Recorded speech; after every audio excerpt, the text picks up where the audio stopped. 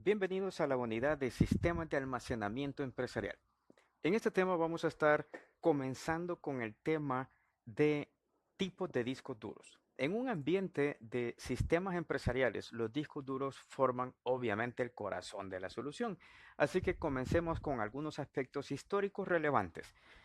Si nos fijamos en esta imagen, tenemos que eso era un disco duro en 1956. Y ojo, no me refiero a un aparato, es todo ese escenario que está ahí, todo ese salón era un disco duro.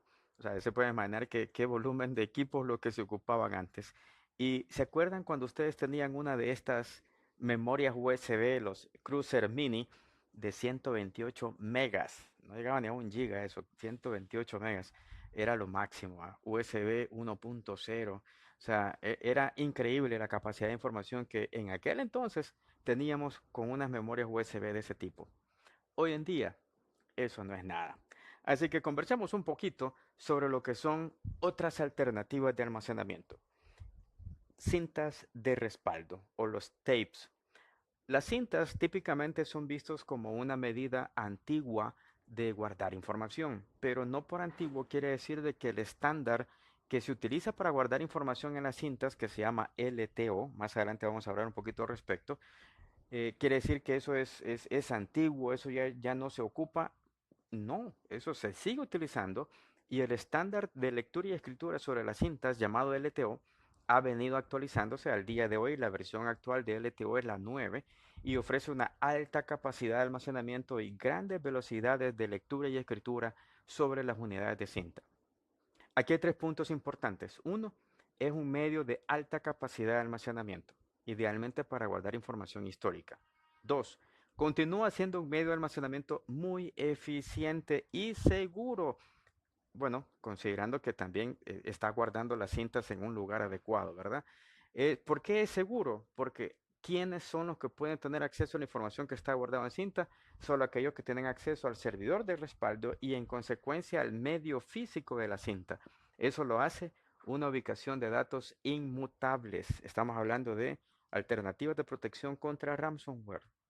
Y punto número 3, como lo mencionamos al inicio, la evolución del formato LTO, que no es más que el formato bajo el cual se graba la información en una librería en cinta, ha permitido que hoy en día tengamos que una librería, un tape, pueda guardar cerca de 32 teras aproximadamente. Por ahí andan los valores. Así que por favor, no menosprecies los tape backups. Más adelante vamos a hablar de ellos y ya te vas a dar cuenta que son una excelente alternativa para guardar información histórica. Entonces, comencemos hablando o identificando el tamaño de los discos duros. Los discos duros, ya en ambiente empresarial, llámese para servidores o para sistemas de almacenamiento, tenemos tres formatos según su tamaño. Los discos duros vienen en tres formatos según su tamaño. El formato grande o de 3.5, que es este que está aquí, es el Large Form Factor. Es un disco duro de 3.5 pulgadas de tamaño. Obvio, estamos hablando de discos mecánicos. Y también está el segundo tamaño, que es el SFF o Small Form Factor. Es un disco de 2.5 pulgadas de tamaño. Y está el más pequeñito.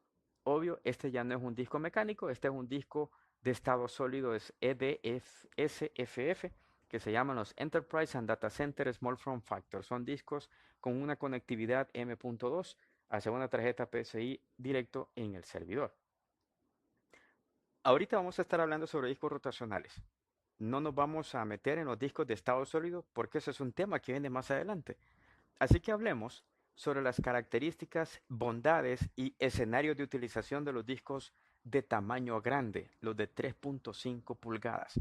Nota que aquí en la foto este disco dice que es de una capacidad de 2 teras. Sin embargo, si el disco duro es físicamente grande, también físicamente ese disco puede tener una capacidad muy alta de almacenamiento. En consecuencia, entre más alta es la capacidad de almacenamiento, la velocidad de rotación en el disco, recuerden, en un disco mecánico, la velocidad de rotación a lo máximo que se puede llegar son 7200 revoluciones. Ya vamos a identificar más adelante el rendimiento de los discos. Vamos a ver que hay tres velocidades, 7200, 10.000 y 15.000 revoluciones por minuto.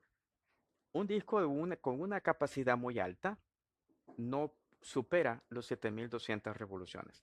Eso no se indica de que es malo o que es sumamente lento, no. Pero quiero que analices el siguiente escenario.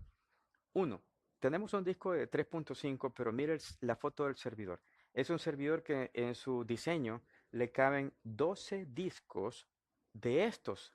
Y si cada uno de los discos, mire el punto número 2, si cada uno de los discos es de una capacidad de 14 teras, si es de 14 teras cada disco, o sea, tenés un servidor o un equipo que tiene más de 100 teras de capacidad solo en un servidor con este tipo de discos. Así que vamos a los aspectos más importantes o relevantes con los discos de 3.5. Punto número 1. El bus de transmisión de datos del disco hacia la controladora de discos ofrece una velocidad de 12 gigabits por segundo o 6 gigabits por segundo. SATA es el protocolo de transferencia de datos. 2. Estos discos vienen en tamaños desde 600 gigas hasta un máximo, depende de la marca, 14 teras o superior. 14 teras o superior. Y punto número 3, estos discos típicamente son ideales para cuando nosotros buscamos tener una alta capacidad de almacenamiento a un bajo costo. Repito, alta capacidad de almacenamiento a un bajo costo. Escenarios tradicionales para file servers o para equipos en donde yo voy a estar guardando los videos de un sistema de videovigilancia. Vamos al siguiente disco, los de 2.5 pulgadas. Nuevamente el formato del disco en tamaño es mucho más pequeño y podemos ver en la foto del equipo que tenemos aquí arriba, es un servidor al cual le caben o 24 discos o incluso puede ser un sistema de almacenamiento, le caben 24 discos. ¿Cuáles son las tres consideraciones aquí con este tipo de discos? Uno, el bus de datos puede ser SAS de 12 gigabits por segundo, o sea, más rápido, o SATA de 6 gigabits por segundo, un poquito más lento. Nuevamente, en dependencia del tipo de disco, pues uno lo va buscando qué es lo que uno requiere. Alta velocidad de transferencia de datos hacia el disco duro.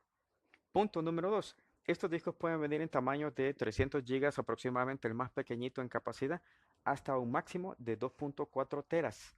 Estos discos, nuevamente por su tamaño físico, no podemos encontrar, estoy hablando de discos rotacionales, no podemos encontrar discos que superen los 2.4 teras como máximo, siendo un disco rotacional.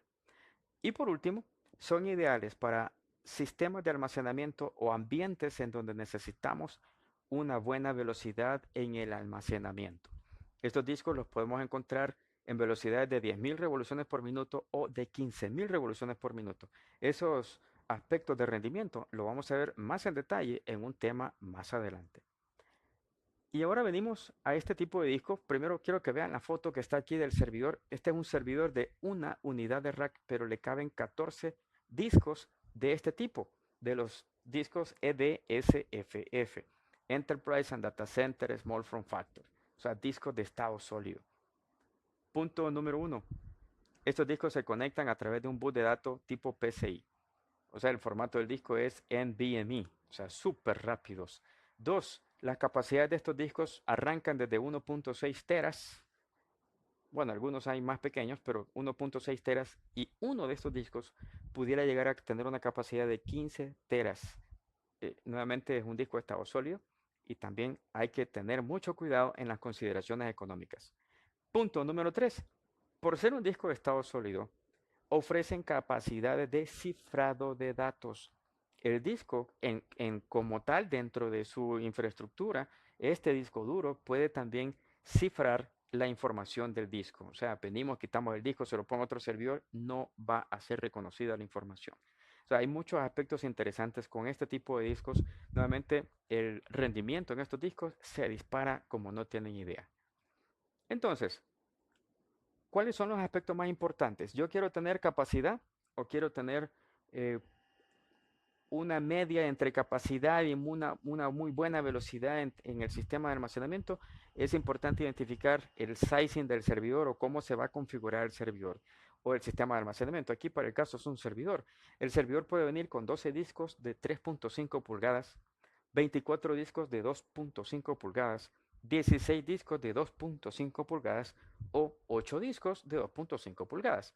Importante, Walter, pero yo veo que aquí están los espacios vacíos para meter los otros 8 discos o otros 8 discos y llegar al escenario de 24 discos. O sea, ¿yo puedo crecer el servidor? Sí.